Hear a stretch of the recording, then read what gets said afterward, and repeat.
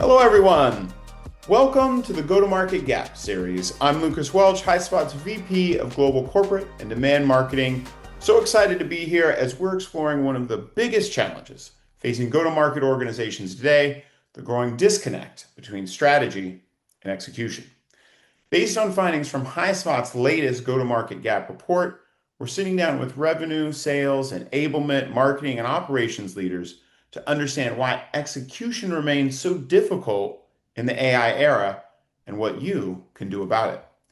In each episode, we'll unpack what's really happening inside modern go-to-market teams, where execution breaks down, and what leading companies are doing to make a difference and drive repeatable growth for their businesses.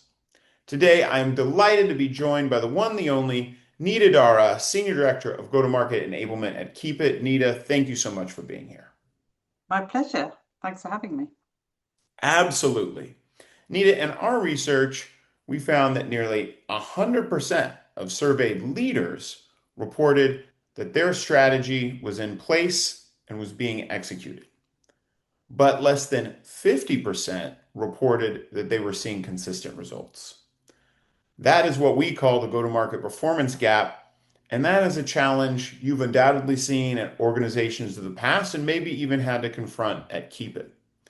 Now, at KeepIT, you've grown rapidly and you've got both internal teams and a large global partner ecosystem. At what point did you realize your approach to enablement and readiness needed to be changed to scale with that scope of field teams? Yeah, sure. I joined KeepIT almost a year ago.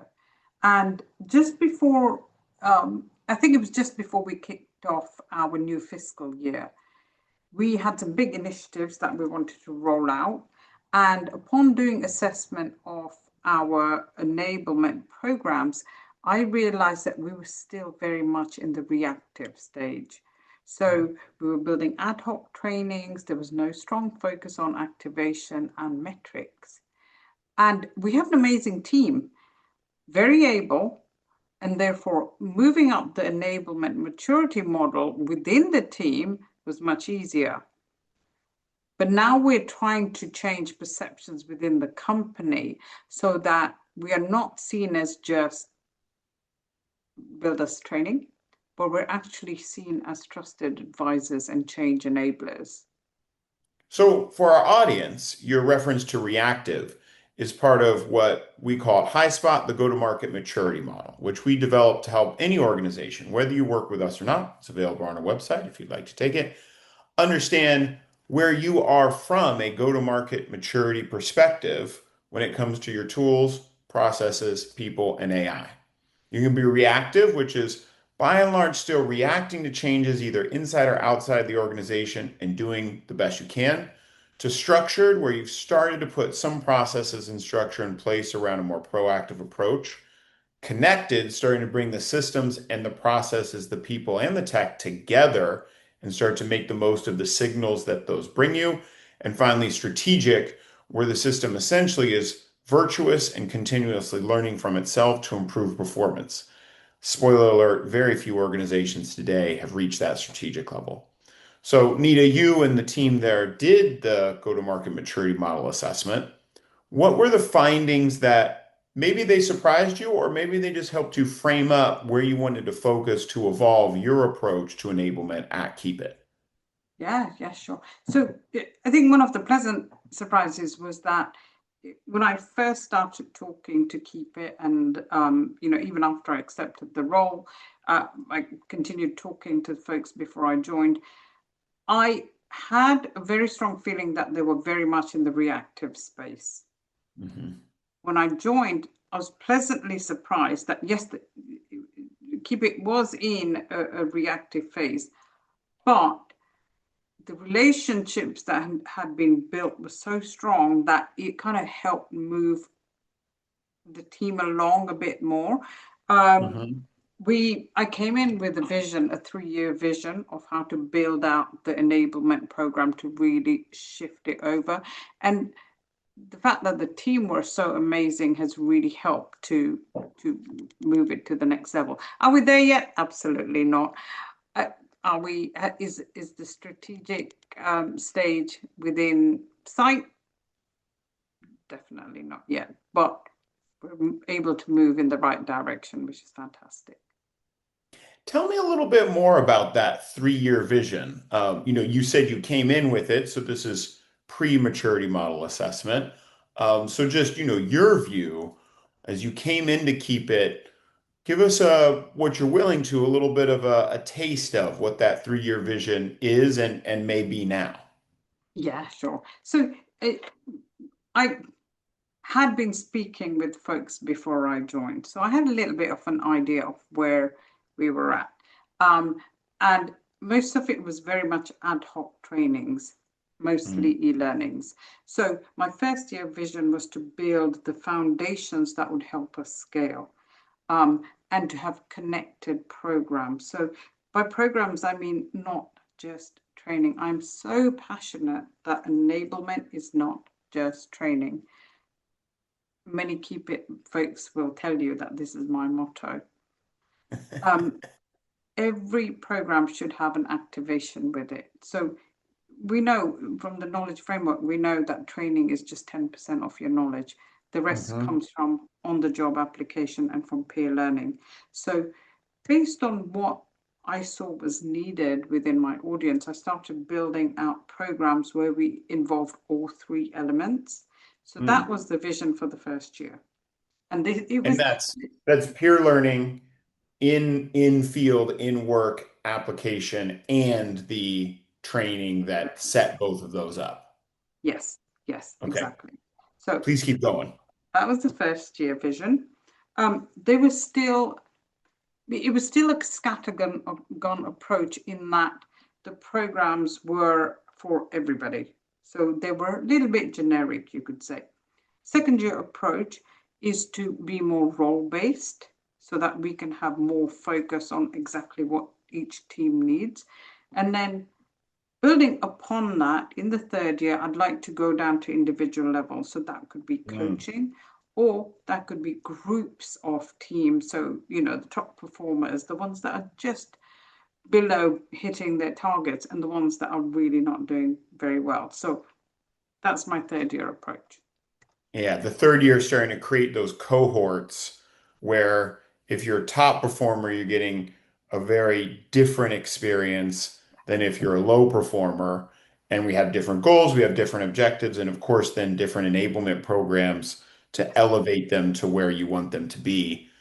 Exactly. I think that, and methodical, tangible, structured. I love it. The good news is joining Keep It, being pleasantly surprised about some of the progress you already found, reactive stage, but with opportunity to move quickly to structured. Our research found that most organizations are in reactive, and the vast majority are in reactive and structured. So, in many cases, most organizations, just like Keep It, are aspiring to that connected or that strategic phase. What gives you confidence that your 3-year vision is attainable? Of course, you and your own expertise, you're fantastic. It sounds like you think very highly of your team. But are there any data points or early wins that you've seen that are helping you feel like this is all achievable and we're on the right path? I think one of the biggest things is AI. So we've rolled out Claude for enterprise within KeepIT, and that's really helping us to increase the momentum to get to that third year vision. I feel that we probably will attain it a lot earlier because we've started doing a lot of the second year work in our first year. So whilst we're building the foundations, we're already doing some of the role-based stuff. We're already starting to build different cohorts. So I think that's strong enough indicator that we will get there. That's One of our fabulous. biggest gaps, though, I will say, is the metrics piece. And I think that's the hardest piece, right? Is how do we prove what we're bringing, right? Mm. So one of the things I'm doing is we're trying to switch over, instead of being just reactive or task takers, we're trying to turn things around. That what metric are you trying to move, right? Mhm. What are you trying to achieve? What is the outcome that you want? and then we're building the program. So that way we're always thinking in advance. What do we want to, what needle do we want to move? How do we measure it? And then build the program. So Yeah, I think that it's that slightly harder. proactivity is key, right? Being able to, instead of react to something and hope that it worked, proactively identify the key performance indicators that are going to matter, create programs that integrate together, focused on those different roles and ultimately different cohorts to get you there, and have a system that's going to allow you to measure whether or not you're seeing the progress towards those outcomes. Yeah, exactly. And sometimes that system needs to be built as well, right? Because the company may not be measuring all the kinds of metrics that you need it to measure. So it sounds like you've not only got the foundation in place, and progress is potentially moving faster than originally expected. So maybe your 3-year vision is going to become a 18-month vision. As you're making progress along this journey, um, what do you think one of the keys you've identified to improving the consistency of execution across both the internal teams and the partners has been through your initial time at KeepIT? So one of the biggest challenges that we had as a company when I first joined is we don't have a strong, not repository of content, but a single source of truth for our audience to get the information they need from. And on top of that, we have no way of measuring what they're accessing. So Mm, I'm really thrilled that we've signed to have HighSpot implemented at KeepIT. We started the project in May. So we're deep in implementation phase right now. And I really believe this is going to help us move forward because our sellers will be able to find what they want to find, what they need to find, with the AI agentic search that you've got. That's really going to help. And most importantly, the fact that we can measure how this content is being used. Where are the gaps that we still need to fill? It means that our sellers go out into the field properly prepared with the knowledge and information that they need. I think that is going to mhm. be really powerful. And I'm very excited for that. It's funny you mentioned Claude earlier. So we use Claude internally at a high spot as well, along with ChatGPT. And with HighSpot's MCP server integration to both of those platforms, I think as you get deeper into your implementation and have the opportunity to explore what the connection between Claude and HighSpot can do, between the go-to-market agent that we recently announced, there's going to be, I think, some really cool unlocks for you and the team around those analytics and those metrics, and then using Claude as that kind of horizontal layer that can connect other components using HighSpot's lens on the go-to-market. I just think I'm personally excited because we're doing some of this at High Spot right now. I know what's ahead for you, and I think it will continue to unlock more ability to easily not just know what's working and what's not, but using High Spot, identify what you do about that, and then use Claude as a layer that makes it very easy to package that and share that with stakeholders, sales leaders, etc. So I think there are some bright days ahead on your journey. And as we close here, Nita, I like to ask every guest I get the opportunity and the honor to speak with on these video series the same question. And so for you, I'd like to close with if you could give the go-to-market leaders and professionals tuned in to this video one action to take in the next 90 days to help close their own go-to-market performance gap, what would that be? I would say embrace AI. Um, I, I'll be honest, when we first rolled it out, I was scared for my team. What is going to happen? Are we, what's going to happen to our roles? Are we going to lose our roles? And really embrace it. If you're using HighSpot, get that connection done. Evolve your team. One of the most important things we all have to do with the introduction of AI is we've got to evolve our roles. So keep an open mind, learn about it, and see how you can move forward.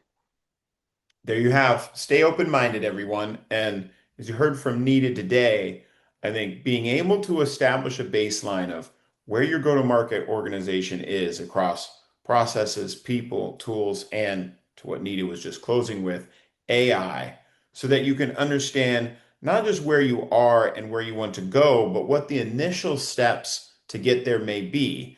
Because they say Rome wasn't built in a day, and 3-year visions aren't achieved in a week.